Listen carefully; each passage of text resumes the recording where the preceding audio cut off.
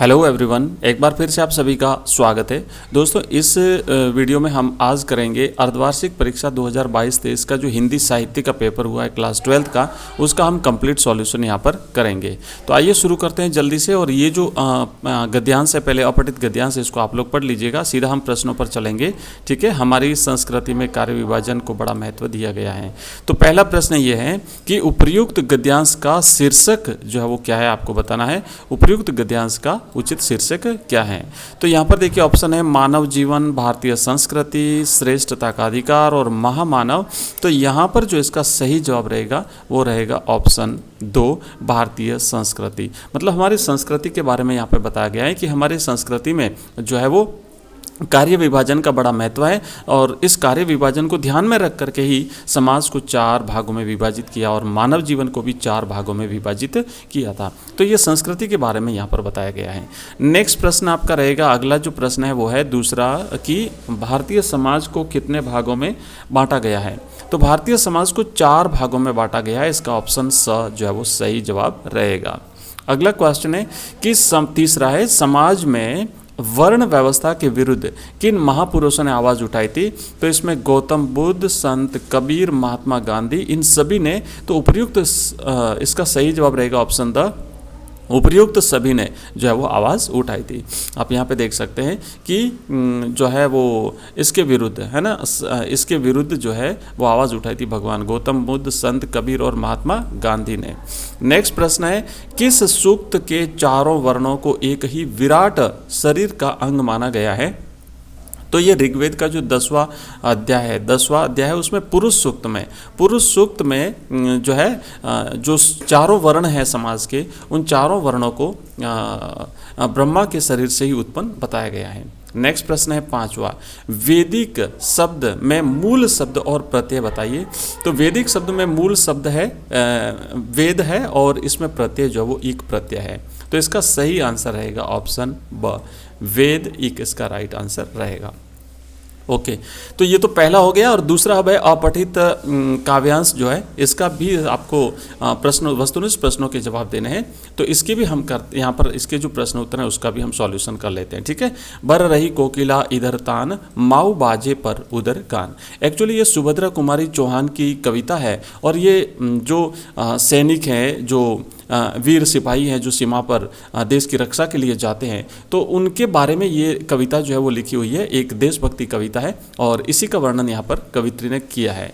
तो पहला प्रश्न है कि उपर्युक्त काव्यांश का उचित शीर्षक क्या होगा? ऑप्शन 1 है वीरता, ऑप्शन बी है युद्ध रंग, ऑप्शन स है वीरों का बसंत, और ऑप्शन द है शूरवीरता।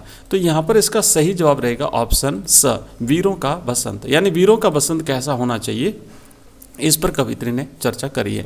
दोस्तों, ये जो क्वेश्चंस हम कर रहे हैं, अगर आप इसकी पीडीएफ चाहते हैं तो आप हमारा टेलीग्राम चैनल ज्वाइन कर लीजिए और हमारा ऐप डाउनलोड कर लीजिए।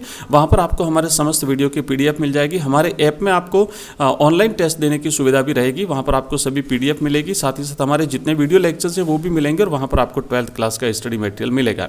साथ ही साथ बोर्ड एग्जाम्स 2023 के लिए अगर आप मॉडल पेपर्स चाहते हैं, जैसे हिंदी कंपलसरी का, इंग्लिश कंपलसरी का, हिंदी साहित्य, ज्योग्राफी, राजनीति विज्ञान और इतिहास, तो इन सबके मॉडल पेपर्स भी आपको वहां पर मिल जाएंगे। लिंक इस वीडियो के डिस्क्रिप्शन में दिया हुआ है, आप हमारा ऐप जरूर डाउनलोड करिएगा। नेक्स्ट जो हमारा प्रश्न है वो दूसरा है प्रश्न, कि प्रस्तुत कविता में किस ऋतु का वर्णन किया है? तो प्रस्तुत कविता में जो है यहाँ पर बसंत ऋतु का वर्णन किया है। सही जवाब रहेगा ऑप्शन द। नेक्स्ट प्रश्न है, नेक्स्ट अगला प्रश्न है माऊ बाजे पर उदरगान। अब यह मारू बाजे है ना, मारू बाजे पर उदरगान, माऊ बाजे नहीं है, यहाँ पर भी गलत लिखा, आप देख रहे हैं माऊ बाजे पर उदरगान। तो यहाँ है मारू बाजे पर, भर रही कोकिला इधर तान, मारू बाजे पर उधर गान। तो एक तरफ तो सीमा पर जहाँ पर सैनिक खड़े हैं वहाँ का वर्णन हो रहा है, और एक तरफ इधर प्रकृति का वर्णन कवि करते हुए कह रहा है। ठीक है, कोकिला का मतलब होता है कोयल।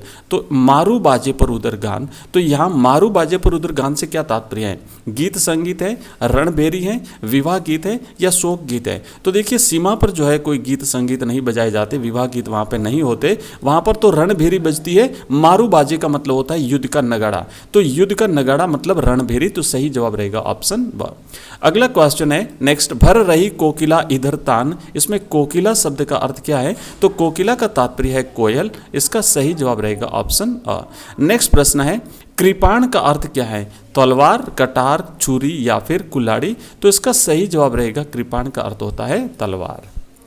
तो ये आपके दोनों अपठित गद्यांश और पद्यांश हमने कर लिए। और अब आपके जो रिक्त स्थान वाले प्रश्न उत्तर हैं इसको भी हम देख लेते हैं। पहला प्रश्न है कि वाक्य का अर्थ पढ़ने के साथ सहज समझ में आ जाए वहां पर गुण होता है। तो देखिए काव्य के 3 गुण होते हैं, प्रसाद गुण, माधुर्य गुण और ओज गुण। तो यहाँ पर कि जहाँ काव्य को पढ़ते ही सहज समझ में आ जाए वहां पर प्रसाद गुण होता है। तो इसका सही जवाब रहेगा प्रसाद गुण।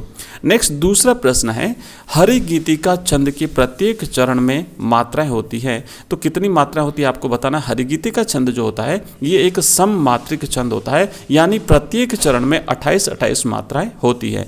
और इसके प्रत्येक चरण मतलब जो पंक्ति होती है उसमें 16 और 12 पर यति होती है। ठीक है, 16-12 पर यति होती है। प्रत्येक चरण में 28 मात्राएं होती है हरिगीतिका छंद में, और ये एक सममात्रिक छंद है। नेक्स्ट प्रश्न है, दोहे की प्रथम और तृतीय चरण में कितनी मात्राएं होती हैं। वैसे दोहा जो है वो 2 पंक्ति का होता है, और इसके जो चरण होते हैं, मतलब एक पंक्ति को जब 2 भागों में विभाजित करते हैं तो इसके जो विषम पद होते हैं, प्रथम पद और तृतीय पद, तो विषम पदों में 13 मात्राएं होती है, और जो सम पद होते हैं दूसरा और चौथा, तो उसमें 11 मात्राएं होती हैं। नेक्स्ट प्रश्न है आपका, उपमा अलंकार के अंग होते हैं। तो उपमा अलंकार के 4 अंग होते हैं। उपमा अलंकार के 4 अंग होते हैं, जैसे उपमेय, उपमान और वाचक शब्द और समान धर्म। तो ये 4 इसके जो है वो अंग होते हैं। उपमेय का मतलब होता है कि जिससे तुलना की जाती है, और उपमेय का मतलब जिसकी तुलना की जाती है, और उपमान का मतलब होता है जिससे तुलना की जाती है। ठीक है, ये इसके 4 अंग होते हैं, वाचक शब्द और समान धर्म। वाचक शब्द मतलब जिस शब्द से तुलना होती है, और समान धर्म का मतलब होता है कि जिस गुण की तुलना होती है। अगला है, मुद्रित माध्यम जनसंचार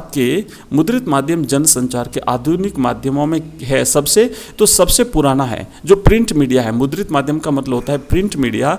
जनसंचार के जो आधुनिक माध्यम है उसमें सबसे प्राचीन है, सबसे पुराना है। नेक्स्ट है, काव्य के रसास्वादन में बाधा पहुंचाने वाले तत्व काव्य के दोष कहलाते हैं। काव्य के कई दोष होते हैं। तो ये जो उसके रसास्वादन में जो बाधा पहुंचाते हैं वो काव्य के दोष कहलाते हैं।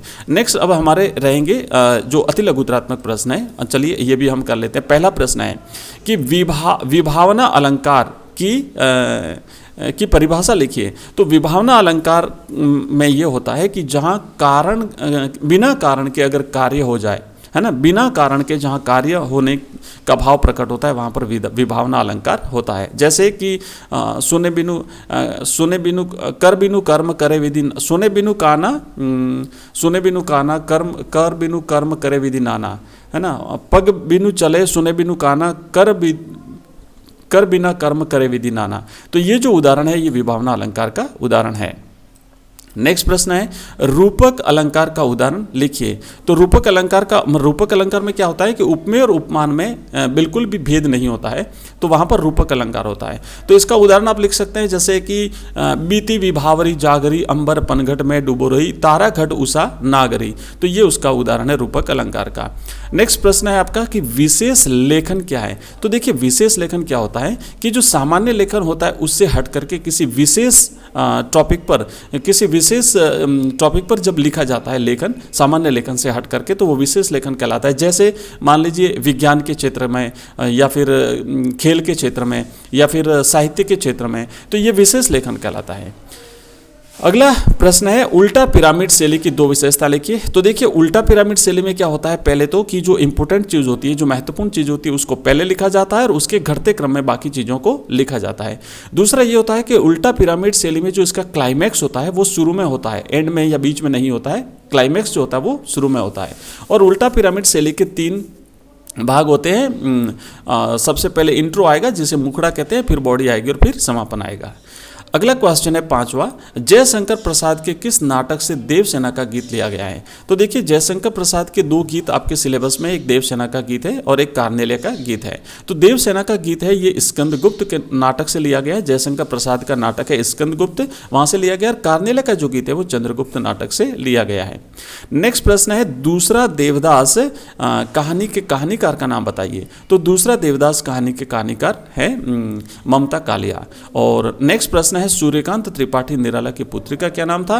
तो निराला की पुत्री का नाम था सरोज, है ना। इसी की स्मृति में सरोज की मृत्यु पर उसके विवाह के अवसर को याद करते हुए निराला ने सरोज स्मृति गीत लिखा है।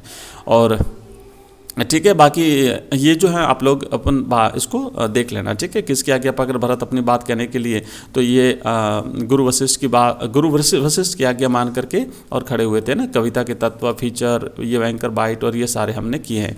और मैं आपको पूरा पेपर दिखा दे। तो बाकी जो इसके जो क्वेश्चन आंसर्स हैं ये हम इसका डिटेल में पढ़ चुके हैं और आगे भी हम इसे करेंगे, रिविज़न करेंगे, ठीक है। तो ये आप लोग देख लीजिएगा, इसके प्रश्न हैं।